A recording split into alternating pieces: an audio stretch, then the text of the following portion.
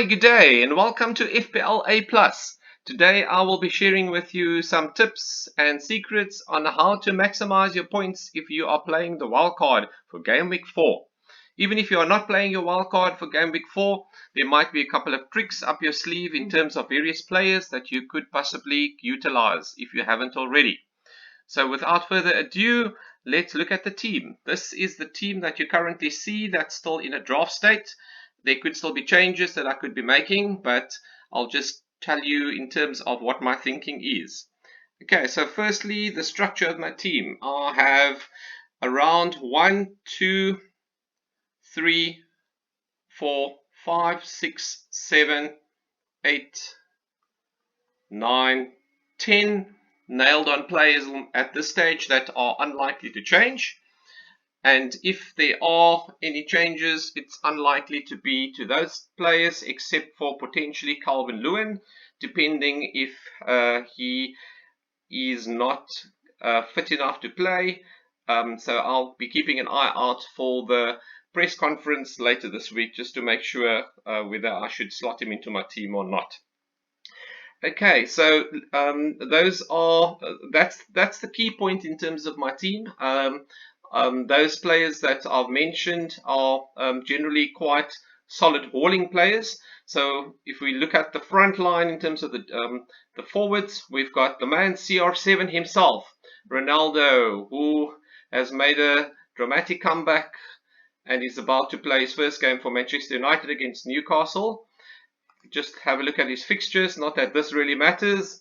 So even where you see the sea of red, having somebody like Ronaldo in your team, you are likely to still see some sort of returns.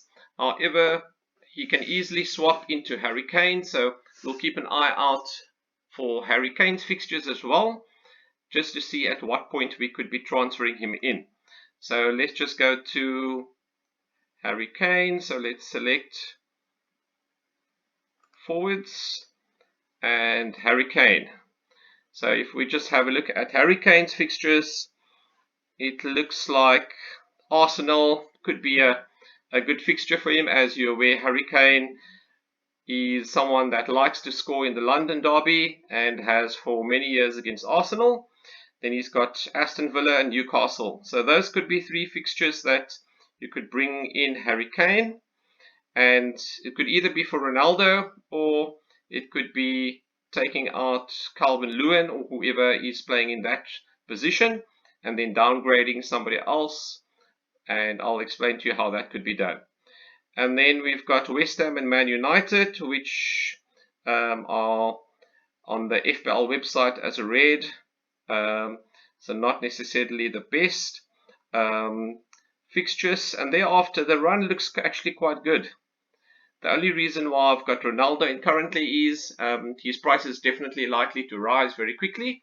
So it might be a good opportunity to actually bring him in quite early. But Harry Kane, definitely not a bad option at all. I think it just depends on how the Spurs team are going to set up and play for the rest of the season. And if Harry Kane, the professional that he is able to knuckle down after missing out on a possible transfer to Manchester City.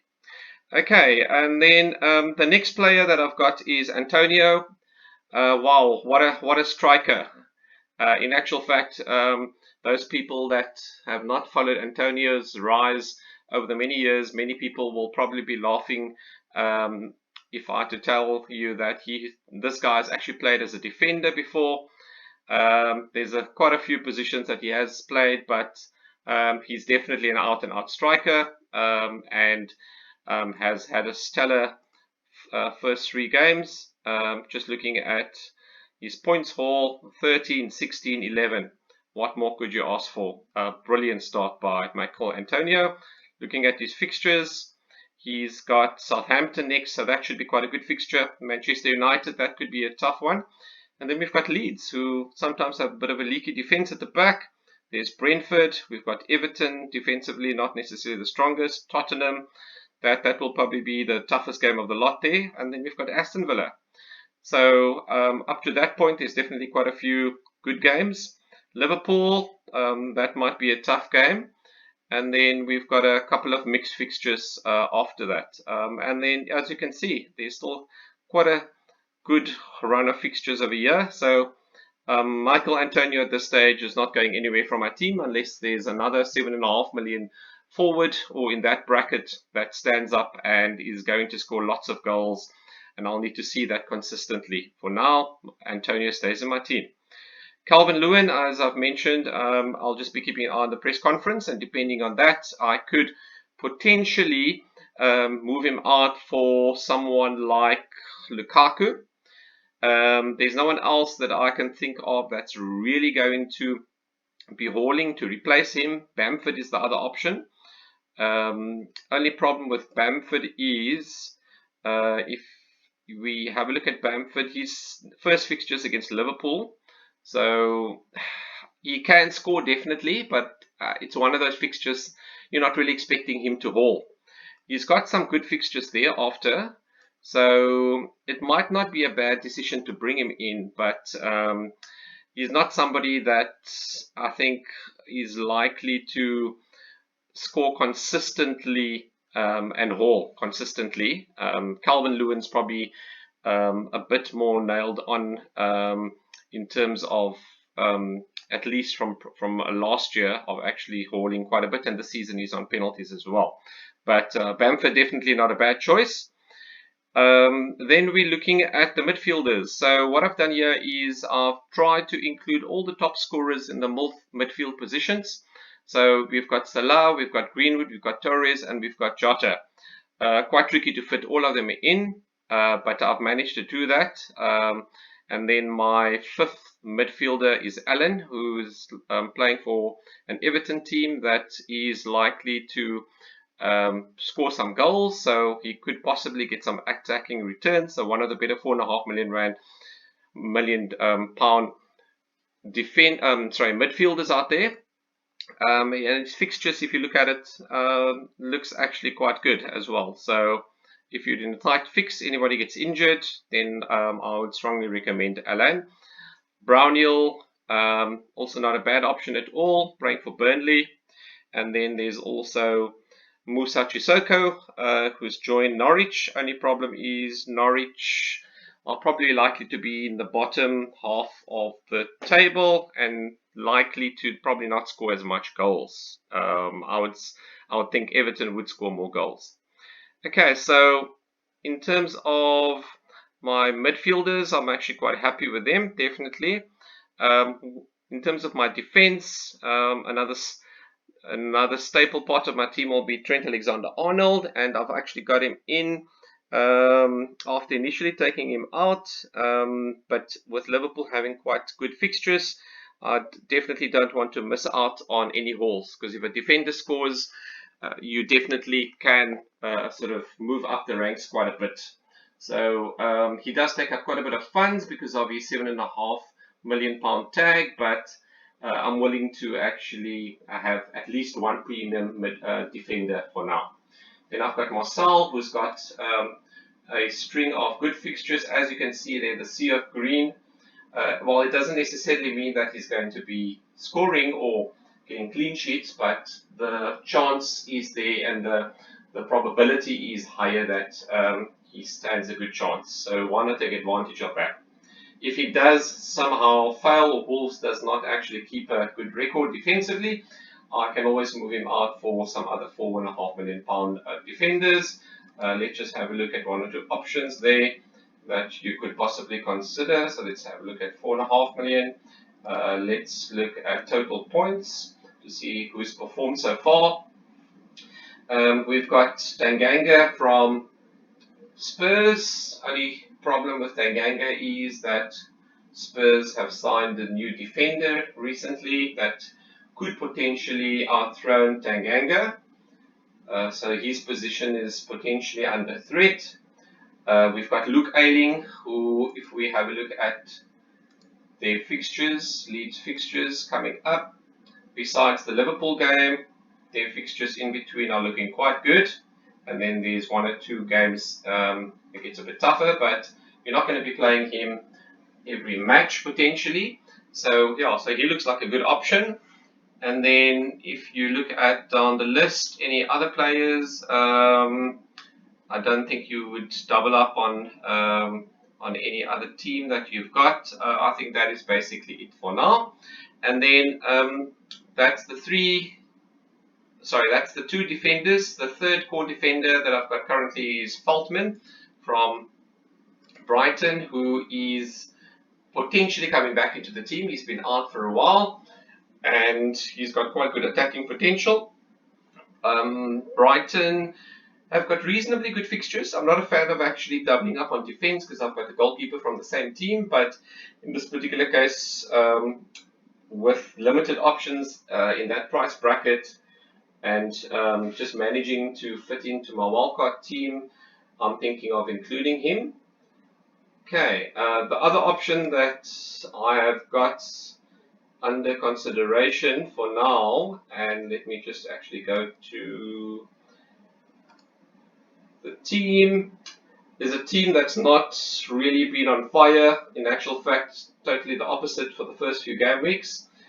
And that is a player by the name of Ben White, who actually comes from Brighton. So defensively, he should be quite solid. And it's whether I do bring Ben White in, because as you can look at the fixtures on paper, emphasis on paper, looks relatively good except for this Tottenham game over there, and this Leicester game potentially over there. Other than that, there's quite a few clean sheets that if Arsenal had to keep defensively strong according to how they can, then it could augur quite well. But with Arsenal being currently under pressure, it could go totally wrong as well. So it's a bit of a toss-up. So this is the one that I'm still thinking about. Do I go for Faltman or do I go for Ben White? Okay. Then the fourth defender that I've got is from Norwich, and that is Brandon Williams. Just looking at his fixtures. To start off with, not very good, but then there's a couple of reasonable fixtures coming up then. He does play for Norwich, so just keep in mind, defensively they're probably not that strong, and don't expect too much points or clean sheets, but it's sometimes the odd point or two that can make a difference between having a average game week and having a good game week as well. So yeah, he's more there really as an emergency backup. Okay, and then possibly not the last backup of the team, but probably the first choice if one of these core three defenders don't play or you don't like their fixture would be Livramento. He's quite attacking as well, playing for Southampton. Quite a young defender, but has already impressed so far. So just looking at his fixtures, you probably won't play him in the first two games. And thereafter, Wolves is not a bad fixture. Chelsea would be tough, but I think these fixtures of a year, they look pretty decent. Okay.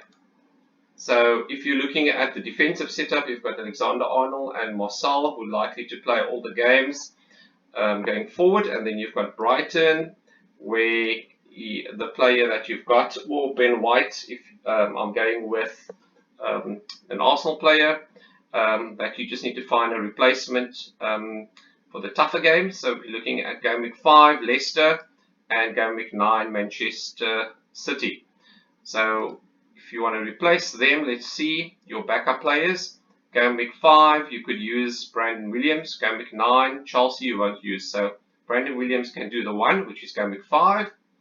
And then if you go to your other backup player, Livramento, you don't need him for game week 5 because he's got a tough fixture. Game week 9, he's got Burnley. They could keep a clean sheet there. So that plan could work. So that's not a bad option. And then just looking at Ben White, if he comes into the team, game week 5 you can play him, game week 9 you can play him. So that's rather interesting. So if you do bring in Ben White, you possibly don't need to call upon Livramento and Williams. It's just something to consider. And then we've got at the back goalkeepers, we've got Sanchez, who for me at this stage, I think over the course of the season, he's likely to be the most solid goalkeeper at £4.5 million. And there are a couple of other goalkeepers out there. Let's just have a look at them just briefly. In terms of £4.5 million, for now we've got Guaita, that's the top scorer, followed by Sanchez, and then we've got Bachmann, who I think has had some tough fixtures to start off with. If I just look at the history, Aston Villa, Brighton, Tottenham. So his fixtures gets a little bit easier the next three. So there could be some clean sheets in there. However, it's beyond those fixtures that I'm a little bit tentative about over the course of the season. I think Sanchez is likely to possibly be the better goalkeeper because the Brighton defense, man for man, and as a team, I think is a bit better than the Watford defense. And then we've got Steer from Aston Villa with Emilio Martinez being out for Aston Villa due to international duty COVID restrictions. Steer is likely to start, so immediately you've got a starting goalkeeper if you do need it, or as a backup. Okay, so that's the team in a nutshell in terms of my logic behind choosing this team as a wildcard team. The main options that I'd like to morph my team into is basically Calvin Lewin possibly to Lukaku. So let's just try that out just to show you what could be done. So if I go to forwards and let's see, let's most likely Lukaku. Okay, we bring him in. Then we're 3.3 million short. So how could we fund 3.3 million? We probably need to move two players out. Okay. One player that we could move out could be Greenwood, and I don't think we have a 4.3 million defender, or sorry, midfielder. Let's just double check if there is any. The lowest priced is at 4.5. You'd probably need to go quite a bit into the season to get them dropped to 4.3. At this stage, Mendy's at 4.4. So what is likely then to happen is that you need to take out your most expensive defender, which is Alexander-Arnold. So there's no other choice.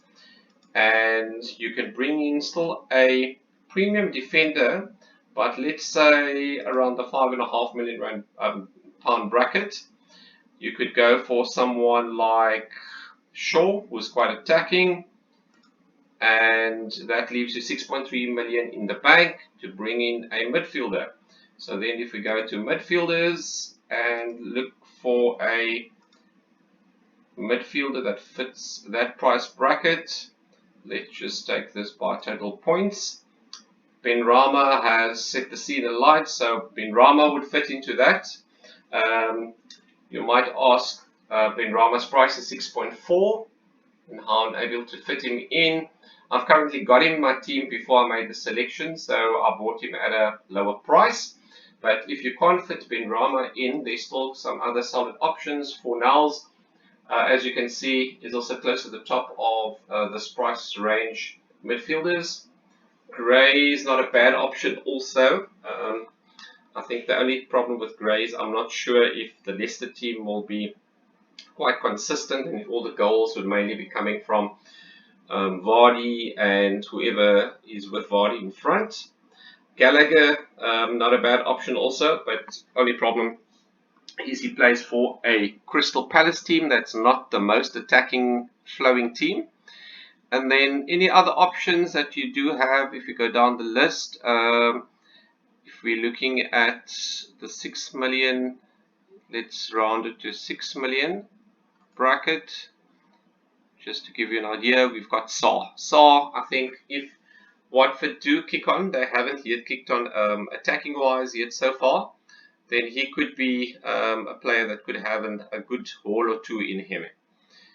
Okay, other than that, that is basically what you could do. So as you can see, you could still bring in Lukaku, Antonio, Ronaldo in your front line, still have a premium defender, and then have still quite a solid midfield team there as well. So not a bad option, but just keep in mind always to try to have a structure that you can morph your players where required. One player that would possibly or not possibly definitely be considered for my team at some point would be Harry Kane.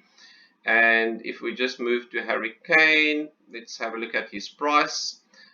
He had some price drops, not because of performance, but mainly because he didn't start off the season. So if we look at Harry Kane, currently 12.3, and look at his fixtures, you'll see there's a couple of good fixtures there. Arsenal, for instance, also a good one. He likes the London Derby, has scored in that derby for quite a few years. And even some of these tougher fixtures. Harry Kane is someone that you can count on, and he's also most likely to be the first person to score in most games that he plays. Son obviously being the other player that is also quite consistent. So Ronaldo could possibly swap out with Kane. Lukaku could swap out for Calvert-Lewin, or there's Bamford as well, who's also quite solid, just looking at his fixtures. Besides the Liverpool game, there's quite a few good fixtures of the year, so if I don't start Calvert-Lewin, Bamford also could come into the reckoning. And yeah, so that is that from the forwards. From the midfielders, you're looking at Jota, that could swap out for somebody like Gundogan if Man City have a good fixture run. Torres could swap out for anybody else in that bracket. So let's just see what the options are. So if you're looking at that 7 million bracket, so this is quite a tricky bracket, but there are one or two players that I would definitely consider. For instance, Rafinha is probably the top player, so that's at 6.5 mil. But his price is likely to go up, so he'd probably be somewhere between 6.5 and 7. There's also Harvey Barnes, if he does get on form. He started off very slowly and doesn't appear to be back to full fitness yet. And one of the players that's been on form currently but not nailed on is Lingard. At some point in the season, he could also be in the running. And then there's Dele Alli, who looks a bit rejuvenated with his new hairstyle, and I think is definitely going to surprise a lot of players this season, a lot of teams this season with his pace. Okay, so that covers Torres and Jota. Mo Salah most likely not going in my team, to most likely to stay all season. However, the one option I could always consider is one of the star midfielders in the premium bracket, and if Bruno Fernandes and Ronaldo are on a hot streak, then I could always bring him in. Otherwise, De Bruyne, who you can see currently is injured, or Sterling. I don't think I would take out Salah for Son, but in the event that Son is on a blistering run and Salah's injured, or he's got a terrible form, I could always swap him out as well. And yeah, so those are basically the key players and the key structure of my team. At the back, I'm probably not going to make much changes. It could possibly be these two positions or these three positions. Livramento and Williams will probably stay in my team for the rest of the season, as well as Sanchez and Steer for now. Okay, so that's it basically from me. I hope these tips have been quite useful. Let me know what you think about my team and my squad. Any changes that you would suggest that I should consider, please put it down in the comments below. And please don't forget to like and subscribe. And also follow me on FPL A+ on Twitter. Otherwise, all the best for your Gameweek 3 team. And if you are wildcarding, I hope you have a wild ride, and wishing you lots of green arrows. Thank you very much, and all the best.